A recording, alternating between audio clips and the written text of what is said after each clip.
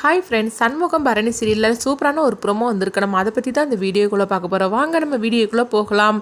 இசைக்கியை பார்த்தோம்னா பாக்கியம் தன்னுடைய வீட்டுக்கு கூப்பிட்டு இருக்கிறாங்க. அப்போ சண்முகத்திட்ட சொல்கிறாங்க, சண்முகம் நீ சொன்னேன்னா கண்டிப்பாக இசைக்கு என் கூட வருவா, நான் சொல்கிறது கேள் அப்படிங்கும்போது அப்போ சண்முகம் சொல்லியிருந்தாங்க, அதுக்கு நான் ஒன்றும் பண்ண முடியாது, வேணா அவகிட்டே நீ கேட்டுப்பாரு, அவள் வரதா இருந்தால் நீ கூட்டிகிட்டு போ அப்படின்னு சொல்லவும் அப்போ இசைக்கிட்ட அவங்க பாக்கியம் சொல்லுதாங்க, வாடி நம்ம வீட்டுக்கு போயிடலாம் அப்படிங்கும்போது, அத்தை என்னை எப்படி நீ கூப்பிடுத, சொல்ல போனாக்கி உனக்கே அந்த வீட்டில் பாதுகாப்பும் கிடையாது, மரியாதையும் கிடையாது, அப்படி இருக்கும்போது என்ன நீ எந்த பாதுகாப்பில் கூட்டிகிட்டு போகிறேன்னு சொல்கிற, நான் ஒன்றும் வர முடியாது அப்படின்னு சொல்லவும் இதை கேட்டதுமே சண்முகம் சிரிக்க ஆரம்பிச்சிருந்தாங்க. அப்போ பாக்கியத்துக்கு ரொம்பவே மனசு கஷ்டமாயிருது.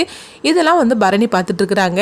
என்ன டீ நீ பார்த்துக்கிட்டே இருக்கிற, நீயாவது ஒரு வார்த்தை சொல்லக்கூடாது அப்படின்னு பரணி கிட்ட பாக்கியம் சொல்லும் போது அப்போ பரணி சொல்கிறாங்க, நான் என்னமா சொல்கிறதுக்கு, அவள் என்ன முடிவு எடுக்கிறாளோ அதுதான், அவள் என்ன சொல்லுதாலோ அதை நீ கேட்டு நடந்துக்கோமா, அது இதுக்கு மேலே என்கிட்ட எதுவுமே நீ பேசாத அப்படின்றதாங்க. இதெல்லாம் ரத்னாவும் பார்த்துட்டு பரணியை பார்த்து அவங்க மறைச்சு பார்த்துட்டு இருக்கிறாங்க. அப்போ சண்முகம் சொல்லியிருந்தாங்க, அத்தை பேசாமல் நீயும் இந்த வீட்டில் இருந்துக்கோ அப்படின்னு சொல்லும்போது, ஆமாண்டா இவங்கெல்லாம் இருக்கிறாங்க, சரி நானும் இருந்துட்டோம்னா அதுக்கப்புறமா என்ன பண்ணுறதுக்கு, ஊரில் 4 பேர் 4 விதமாக பேச மாட்டாங்களா அப்படிங்கும்போது, ஊரில் 4 பேர் 4 விதமாக பேச தான் செய்வாங்க, அதுக்காக அவங்களுக்காகலாம் நம்ம கஷ்டப்பட்டுலாம் வாழ முடியாது அப்படின்னு சொல்லவும் அப்போ பாக்கியம் சொல்கிறாங்க, சரி இதுக்கு மேலே என்ன சொன்னாலும் ஒன்றும் நடக்க போகிறது கிடையாது, நான் கிளம்புறேன் அப்படின்னு சொல்லிட்டு அவங்க கிளம்பி போயிருந்தாங்க. அடுத்தவங்க பார்த்தோம்னா ரத்னாவை தான் காட்டுறாங்க. ரத்னா கிச்சனில் அவங்க சமையல் பண்ணிட்டு இருக்கிறாங்க. அப்போ அங்கே பரணி வராங்க, கூட கனியும் நின்றுட்டு இருக்கிறாங்க. அப்போ பரணி ரத்னா கிட்ட சொல்கிறாங்க, என்ன ரத்னா உனக்கே உடம்பு சரியில்லாதவா, நீ போய் கொஞ்சம் ரெஸ்ட் எடுக்கூடாதா, நான் இதை பார்த்துக்கிடுதேன்டி அப்படின்னு சொல்லும்போது அப்போ ரத்னா எதுவுமே பேசாமல் அமைதியாக இருந்துட்டு இருக்கிறாங்க. என்ன ரத்னா நான் உங்ககிட்ட தான் சொல்லிட்டு இருக்கிறேன், உனக்கு தான் உடம்பு சரியில்லைல்ல, நீ போய் ரெஸ்ட் எடு, இதெல்லாம் நான் பார்த்துக்கிடுதம்மா அப்படின்னு சொல்லும்போது, இங்கே பாரு இது என்னுடைய வீடு, என் உடம்புக்கு ரெஸ்ட் எல்லாம் போகிறோம், நான் என்ன நினைக்கிறேனோ அதுதான் நான் செய்வேன், நீ ஒன்று இந்த மாதிரிலாம் பேசிட்டு வராதன்னு அப்படின்னு சொல்லவும் இதை கேட்டதுமே கனியோட முகமே மாறிடுது. என்னது அண்ணி நல்லபடியாக தானே கேட்டுட்டு இருக்கிறாங்க, ஆனால் அந்த ரத்னா கையா முகத்தில் அடித்த மாதிரிக்கு பேசிட்டு இருக்காங்க அப்படின்னு கனி யோசனை பண்ணிட்டு இருக்கும்போது அப்போ பரணிக்கு தெரிஞ்சிருது, நம்ம பேசுறது ரத்னாவுக்கு கொஞ்சம் கூட பிடிக்கல அப்படின்னு சொல்லிட்டு அவங்களுக்கு தெரிஞ்சிருது. ஆனாலும் பரணி சொல்கிறாங்க, என்ன ரத்னா என்கிட்ட முகம் கொடுத்து கூட பேச மாட்டேங்கிற, சரி நான் ஏதோ தப்பு பண்ணிட்டேன்னு நீ நினைக்கிறேன்னா சரி, அதுக்காக பேசாமல் மட்டும் இருக்காத அப்படின்னு சொல்லவும் அப்போ ரத்னா சொல்கிறாங்க, இங்கே பாரு நீ இந்த வீட்டுக்கு மருமகளாக இருக்கலாம், எங்கள் அண்ணனுக்கு பொண்டாட்டியாக இருக்கலாம், ஆனால் அதோட நீ நிறுத்திக்கிடணும், மற்றவங்க வாழ்க்கையில நீ தலையிட்டு இருக்க பற்றியா, அதை தயவு செய்து நீ நம்மளும் மூக்க நுழைச்சிக்கிட்டு இருக்காத அப்படின்னு ரத்னா சொல்லவும் இது கேட்டதுமே பரணி ரொம்பவே அதிர்ச்சியடைகிறாங்க.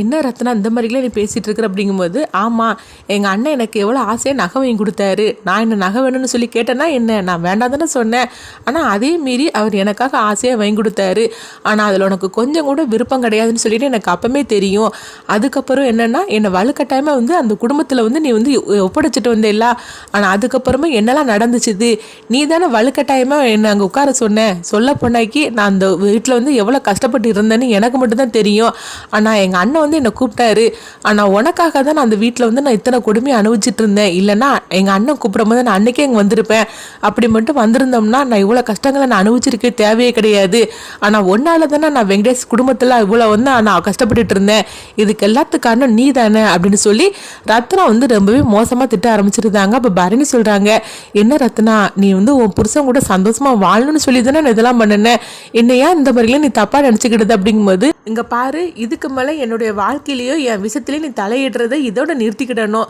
நீ இந்த வீட்டுக்கு மருமகளா வந்திருக்கிற, எங்க அண்ணனுக்கு பொண்டாட்டியை வந்திருக்கிற, அதோட நிறுத்திக்கிடணும், நீ எனக்கு அம்மாவாலாம் ஆக முடியாதுன்னு, அதனால ஒண்ணுமேல உன் வேலையை பார்த்துட்டு போயிரு, இந்த மாதிரிக்கு எனக்கு விஷயத்துல நீ தலையிட்டுன்னு வச்சுக்கோங்க, அதுக்கப்புறமா நான் அன்னைக்கு சும்மா இருந்த மாதிரிக்கு இப்பவும் சும்மா இருக்க மாட்டேன் பார்த்துக்கோ அப்படின்னு ரத்னா நல்லாவே திட்டி விட்டுட்டு அங்கிருந்து போகவும் இதை பார்த்துட்டு கனி அதிர்ச்சி அடைகிறாங்க.